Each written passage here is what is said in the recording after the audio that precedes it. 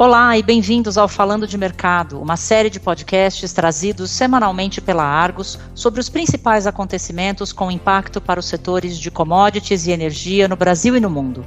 Meu nome é Camila Dias, eu sou diretora da Argos no Brasil e no episódio de hoje eu converso com Conrado Mazzoni, subeditor da publicação Argos Brasil Combustíveis, sobre os impactos no mercado da reoneração de impostos federais sobre os combustíveis. Bem-vindo, Conrado. Obrigado, Camila. Prazer aí voltar aqui, conversar com você, falar com todo mundo aí que está nos ouvindo também.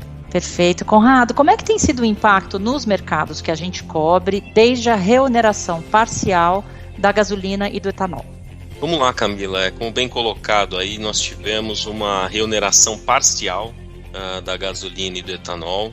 É um debate aí que se arrasta aí desde o início do governo Lula, pela decisão que houve lá no primeiro dia do ano de prorrogar a isenção dos impostos federais, PIS e COFINS, até 28 de fevereiro. E aí, depois de muitas declarações de vários membros do governo, dúvidas do mercado, o ministro da Fazenda, Fernando Haddad, ele anunciou a medida provisória que retorna a cobrança desses impostos, 47 centavos na gasolina e 2 centavos no etanol.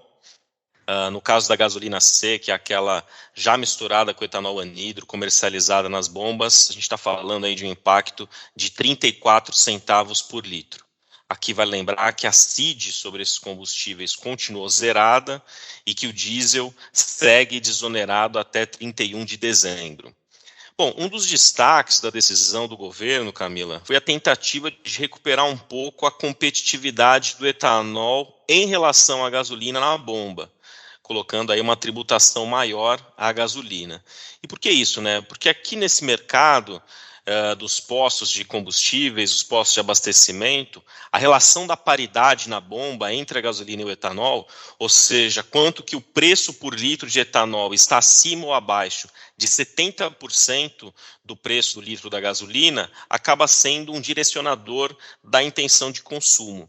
Então, essa melhora da competitividade teve sim um impacto no mercado de etanol e no mercado de CBIOS, que são os créditos de descarbonização negociados na B3. No caso do mercado de etanol, nós temos aqui o indicador Argos de preço de etanol em São Paulo, mostrou alta dos valores vendidos pelas usinas às distribuidoras de combustíveis, com o pessoal já se antecipando a possível melhora nas vendas de etanol. E é até interessante que essa alta do produto ali na usina já atrapalha um pouco essa relação da paridade.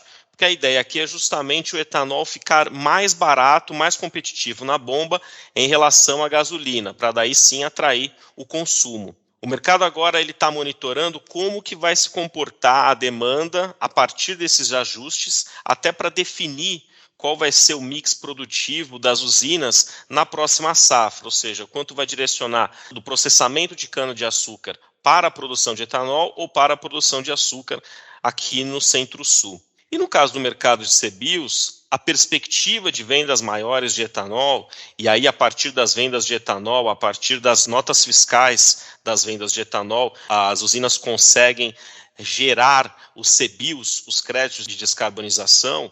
Então, quando você tem uma perspectiva de maiores vendas de etanol, você tem a ideia, a percepção aqui no mercado de mais oferta de créditos de carbono no mercado, e isso acabou barrando uma tendência de alta que a gente vinha observando aí no CBIOS. Desde o início do ano, o CBIOS chegou a tocar em R$ 103 na B3, onde é negociado, e ele já voltou agora, chegou a tocar na mínima em R$ 95, mas está agora próximo aí de R$ 99 nos últimos dias. De todo modo, é uma boa notícia para o mercado de CBIOS, de geração de mais CBIOS, considerando que o Brasil tem metas ousadas aí nos próximos anos para o cumprimento aí do programa RenovaBio. E no mercado de gasolina, Conrado? Pois é, aqui na Argos nós também acompanhamos os mercados de importação de gasolina e diesel e também monitoramos as negociações desses produtos nos portos, né? O produto já nacionalizado, disponível nos tanques, armazenado nos portos. Isso ajuda a ter um dedo no pulso aqui da demanda por esses combustíveis no mercado doméstico. E o que temos observado é um impacto pequeno na demanda por gasolina.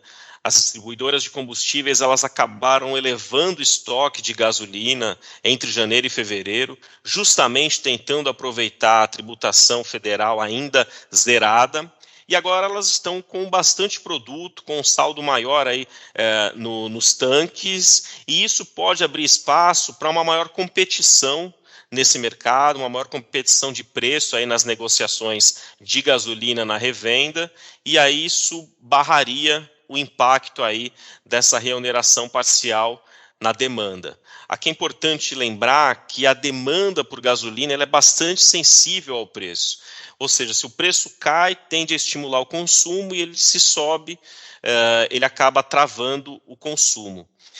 Um outro fator que acabou mitigando aí o impacto da alta aí do preço na gasolina com a reoneração foi que, simultaneamente a esse anúncio do governo, houve um corte aplicado pela Petrobras nos preços de venda da gasolina e do diesel nas refinarias. Pois é, Conrado, nesse ponto especificamente, como é que o mercado recebeu esse movimento da Petrobras em um momento de incertezas justamente sobre a política de preços adotada pela Petrobras?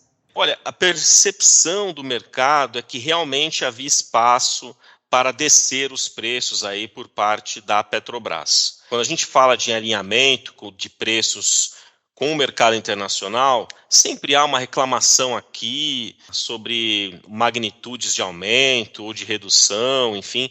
Mas, assim, via de regra, a direção tem acompanhado o sinal das cotações lá fora.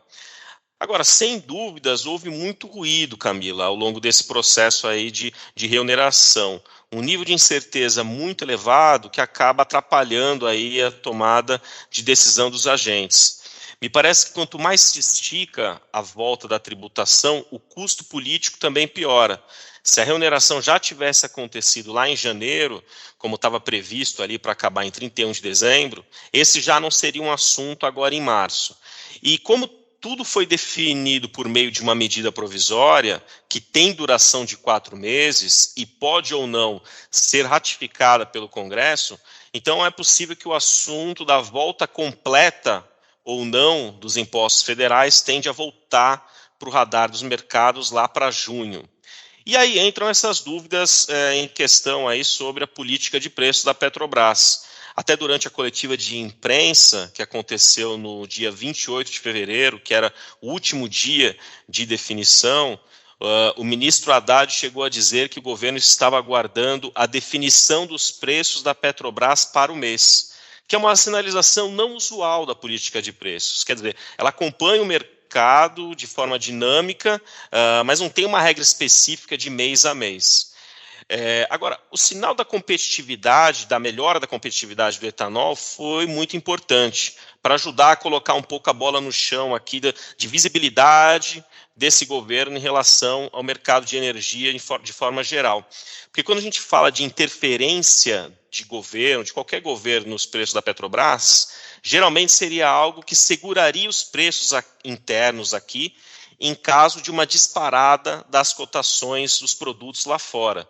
Em última instância, favorecendo os combustíveis fósseis, diesel e gasolina, em relação aos biocombustíveis. Então, quando faz uma sinalização de recuperar a competitividade do etanol, é algo mais coerente com o que o governo vem declarando, vem se posicionando, assim, aliás, desde a campanha, em uma agenda mais firme de transição climática em prol do meio ambiente.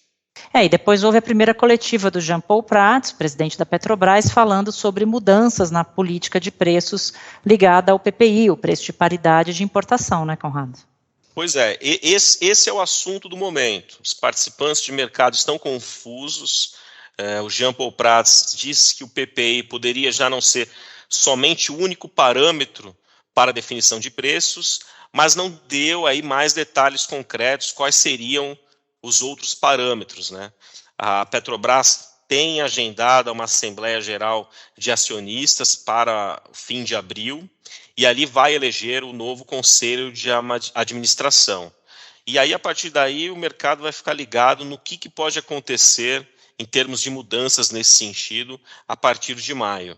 Por hora, a consequência no mercado de importação, que nós aqui cobrimos e acompanhamos, é que o importador de diesel e de gasolina ele está receoso, né? Ele está sem clareza sobre os preços das refinarias aqui internamente, e aí tende a continuar comprando a conta-gotas para evitar tomar um risco aí muito forte numa perspectiva de médio prazo, né? Então, vamos monitorar como vai se desenrolar tudo isso da Petrobras e os impactos aí no mercado. Com certeza, Conrado, esse é um tema que a Argos está cobrindo de perto dentro da nossa publicação, Argos Brasil Combustíveis, então que os nossos ouvintes continuem ligados acompanhando o nosso conteúdo. Muito obrigada pela sua participação em mais um Falando de Mercado. Esse e os demais episódios do nosso podcast em português estão disponíveis no site da Argos em www.argosmedia.com/falando-d-mercado. Visite a página para seguir acompanhando os acontecimentos que pautam os mercados globais de commodities e entender os seus desdobramentos no Brasil e na América Latina. Voltaremos em breve com mais uma edição do Falando de Mercado. Até logo!